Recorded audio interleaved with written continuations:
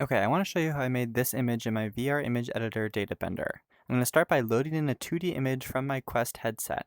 Then I'm just going to open up this edit menu called Posterize. This is going to reduce the amount of colors in the image down to just these spheres, but you get so much control over it through a VR interface, I can just drag and drop the spheres that I don't want into the other spheres, and it'll reduce the image down to just these two colors.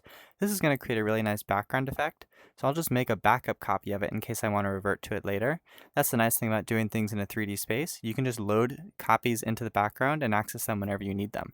Like I'm about to do with this new image, I can just load it into a whole new space in 3D. It's kind of like a 3D workspace.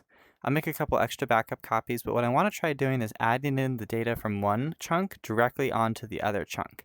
This isn't like trying to do a chroma key or any kind of background. It's literally just adding all the pixel data directly to the other image. This creates this kind of cool glitch effect, and I think it looks really cool.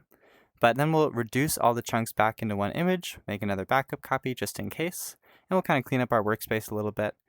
Just fly around and delete all those excess chunks. We'll open up the image editor again. We'll go to the isolate menu.